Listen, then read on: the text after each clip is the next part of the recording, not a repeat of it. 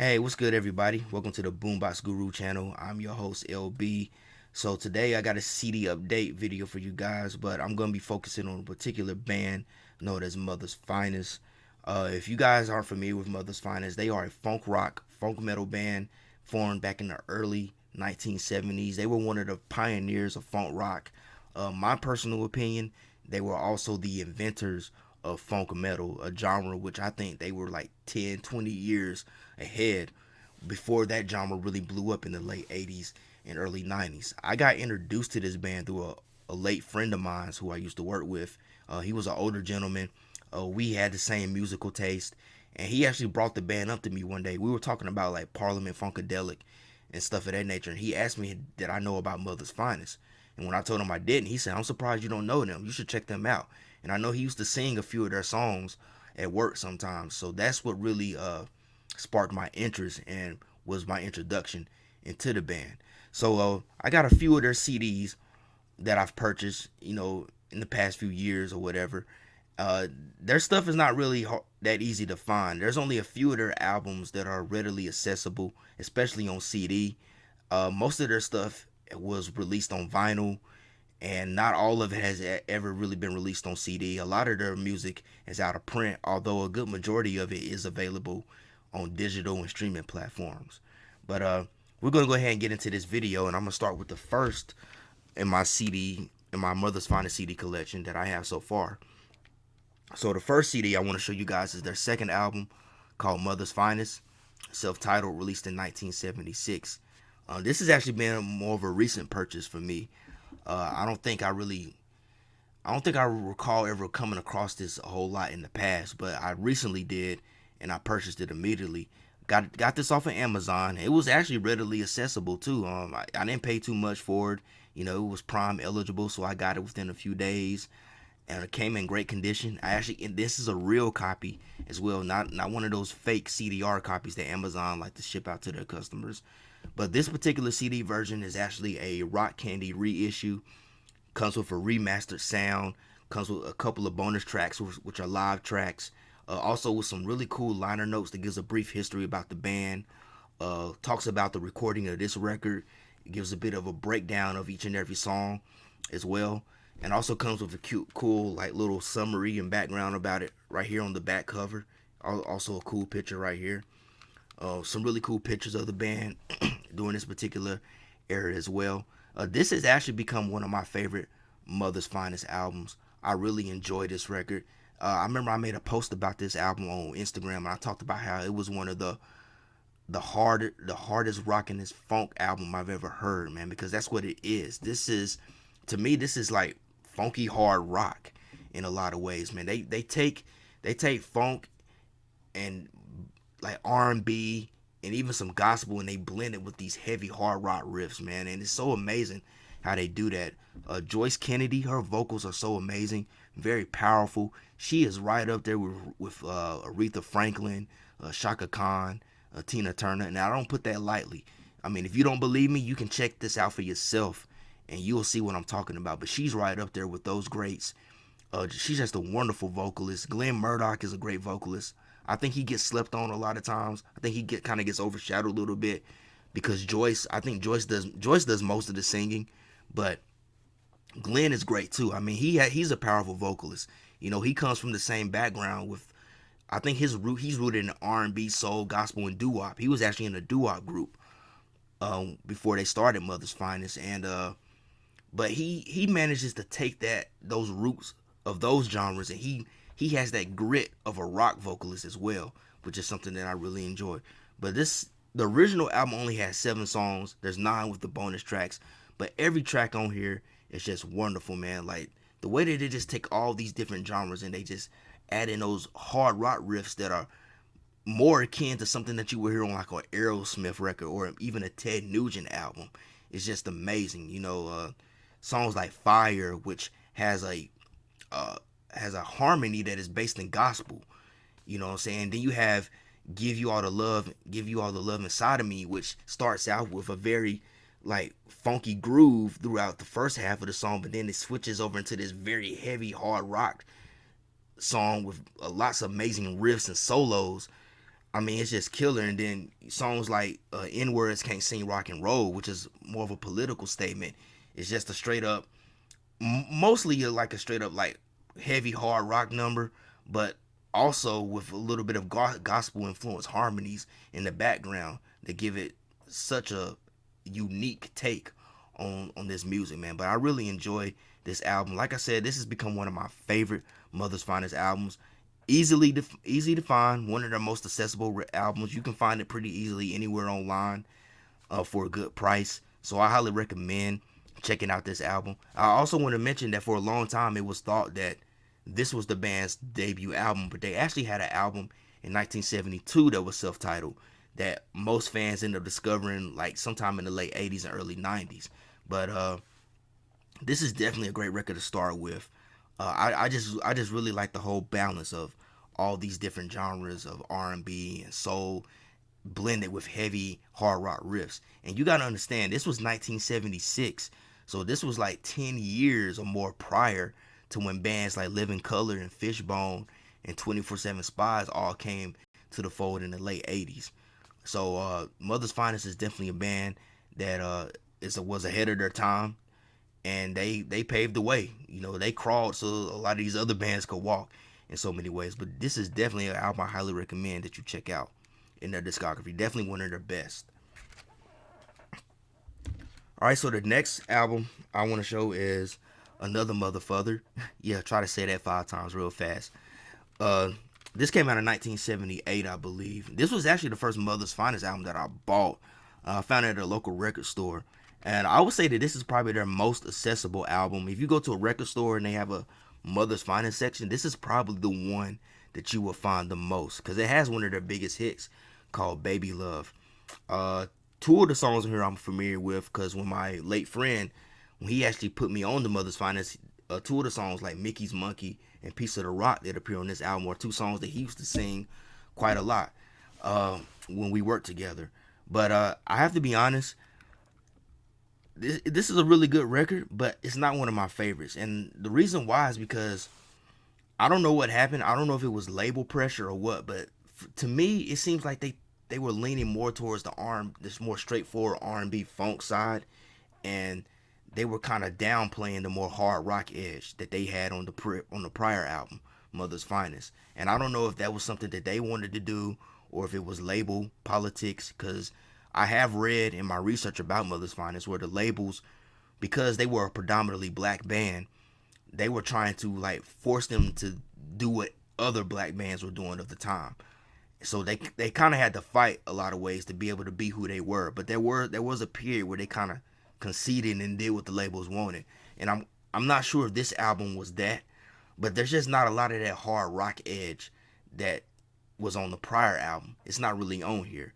You know, there's like 3 songs, you know, Mickey's Monkey, Piece of the Rock, Hard Rock Lover. Those are the ones that stand out the most to me. Everything else is more geared in that straightforward R&B funk of the time of 1978. And those songs are good. Don't get me wrong.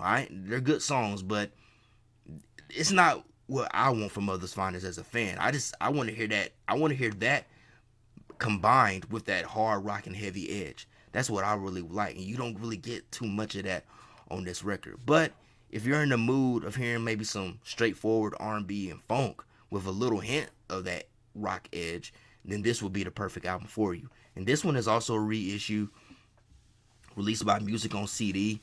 But as far as the packaging, not much. There's really no like cool liner notes. It's only like song credits and so forth, and that's it. There's no like background information or anything, or any pictures. There's really no pictures at all. Well, there's like a sort of like a silhouette of Joyce Kennedy, if you can see that closely. But it does have their classic logo right there, the guitar, right there with the MF logo. So that's a really pretty neat thing right there. But you know, pretty cool. You know, it was my first Mother's Finest album, but again, I wouldn't consider it to be one of my favorites. But still an enjoyable record. Still one that I'm glad to have in my collection, nonetheless. Okay, so this next album, really can't wait to talk about this one for a little bit, man.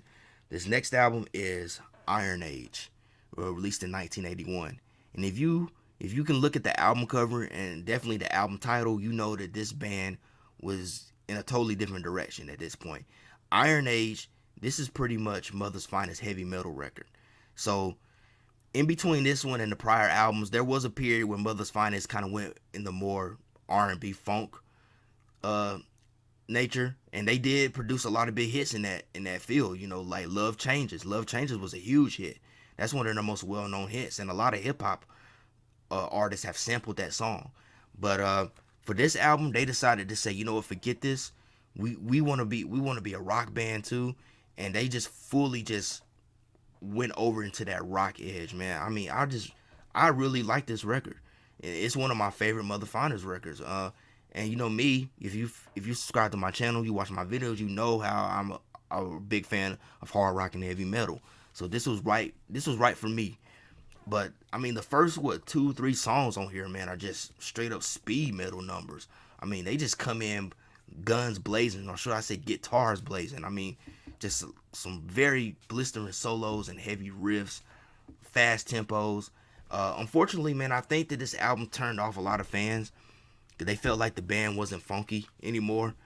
And I mean, they do put a lot more emphasis on the rock. But if you listen to some of the more slower mid-tempo songs on here, you will see that the band is still pretty groovy. I mean, I think the big single from this album was a song called Evolution, which is kind of a slower mid-tempo track.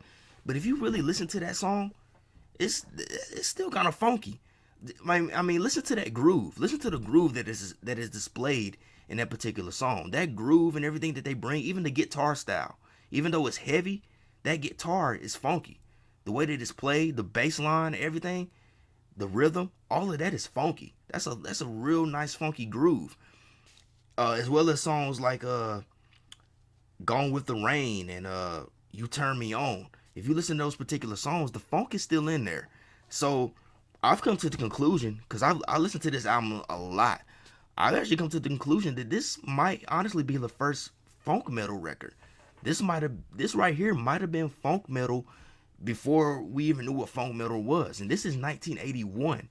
So this was well over a decade before Faith No More and all these other bands in the late 80s and early 90s that blew up with that genre when it was fully established. So I'm going to go ahead and go out on a limb and say that this was one of the first funk metal albums, if not one of the first funk metal album. But I really enjoy this record. I like the heaviness of it. I like that they decided to just go in that more hard rock and heavy metal direction. You know, I kind of hope that they will return to that maybe one day. I haven't heard too much of their recent material, but this is definitely one of my favorites. And this is also a Rock Candy reissue, so you know it comes with some real good liner notes, giving background information, breakdown of each and every song and so forth. So real good reissue, real good remaster sound as well, man. So definitely, this is definitely one worth checking out, especially if you're like me and you're one that's more of a fan of when the band takes that more hard rock and heavy metal approach, man. I really dig this album. So definitely one that's worth checking out if you haven't. All right, and last but not least, man, this is another one of my favorites, man. So I guess 3 out of 4 favorites ain't too bad, but I actually had to buy this one from a third party seller because this album's been out of print. There hasn't been any kind of remasters of this particular album. But my version that I did buy, the copy that I did buy did come in very good condition. So it was almost like whoever had this before didn't even really play it that much. They took real good care of it. But anyway, I'm talking about is Black Radio Won't Play This record, released in 1992. Most Mother's Finest fans consider this to be their best album, and I have to agree with that. You know, this one came out in 1992 when, you know, the whole funk metal subgenre was at its peak. I think a lot of bands were going in that direction. A lot of those type of bands were popping up on the scene. Some good, some bad. But Mother's Finest, they put out one of the best funk metal albums of all time with this record. They did it better than anybody, and rightfully so, because they're the ones who invented the genre. So they did it better than anybody. Anybody that was, even the bands that might have been selling more records than them, this album was better than all of them. And I will stand by that. I mean, just a great record. There's one song on here, track number 9, called "Headbanging and Booty Shaking," and I gotta tell you, that's the perfect description for this record. Cause when listening to this album, you don't know whether you should headbang or whether you should booty shake, man, because it's the perfect combination, the perfect complete balance of the R&B kind of funk and soul roots that the band has, as well as coming in with those heavy metal riffs and so forth. I mean, the first 3 tracks on here are just straight up heavy metal numbers. Well, I mean, the song "Like a Negro" is more funky. It's more along the lines of funk metal, but "Power" and "Generator" are just straight up heavy hard rock metal numbers, man. I mean, they're just in your face. The band also, they take a very socio kind of political, you know, approach on the topics. You know, a lot of the songs, they kind of discuss like racism, you know, like AIDS, because you know the AIDS epidemic was still kind of big in the 90s, in the early 1990s. You know, drugs, you know, because you know the crack epidemic was still in full swing around that time.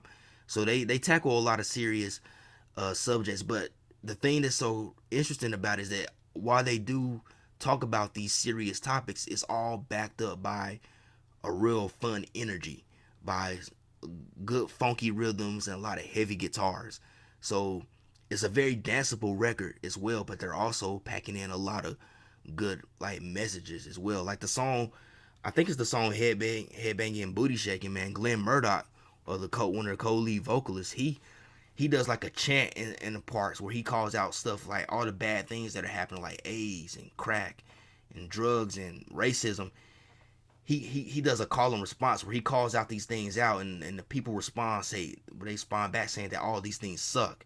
But the song is very danceable. When you listen to it, if you're not really listening to it, you think it's just a ordinary kind of song just to, you know, really just dance to. But it's also got a serious message behind it as well. So I like that too. But I don't know why, man. This album really isn't available on like streaming platforms. So those of you who like to stream or do digital downloads, unfortunately, this album isn't really available on those platforms. I don't know why. The record did come out on on the Scotty Brothers label, so maybe that has something to do with it. Maybe that label, I don't know if that label's still around, or maybe they don't have a lot of their catalog on streaming platforms or whatever. But unfortunately, it's not available on digital or streaming platforms. So I guess the best way to find the album is like a playlist on YouTube, or to go out there and search for a physical copy. I was lucky to get mine for relatively a cool price. I think about like $25, but I went back on Amazon recently and saw that it was going for like 75. So I'm glad I snatched my copy when I did. I guess that one is like a near mint, never been open copy. But whatever the case, man, definitely their best record. I think, hands down, yeah, I think it's their best record. I enjoy the record. I listen to it all the time. Definitely one of my favorites from the band. But definitely one that's worth checking out. Like I said, you probably have to go on YouTube or somewhere to check it out. But it's worth, if you do decide to get a physical copy, it's definitely worth the money, because it's a really great record, and I highly enjoy this one. All right, so that's it for my CD update on Mother's Finest. Maybe, hopefully, sometime maybe I'll be able to find more of their albums on CD. Like I said, it's not that easy. You know, I'm fortunate that I have the ones that I do have, but I'll probably try to find the very first album that came out in '72, because I believe I believe the company Wounded Bird Records actually reissued that album several years ago, and it came with like an unreleased second record that they did in '73, and I think there's a few more albums that they put out on CD. I know their recent albums, like from 2015. What's that Goody Two Shoes album, and then Metal Funk and Physical. I think those are readily available, but so I'll probably look into maybe getting some of those. Unfortunately, I think a lot of the stuff they did in the '80s after Iron Age hasn't been reissued. I don't think any of that came out on CD. I think most of that was released on vinyl, and most of that is out of print. But who knows? We'll see what the future holds. But if you enjoyed this CD update video, just do me a huge favor, hit that thumbs up, because it does help the channel. Also, be sure to subscribe, hit that tap that bell. That way you'll be notified when I drop new content. Also, I want to thank everybody that has taken the time to show their support and support the channel and watch the videos and so forth. And as always, hope everybody has a blessed day, a blessed week, and love, peace, and music. Peace out, y'all.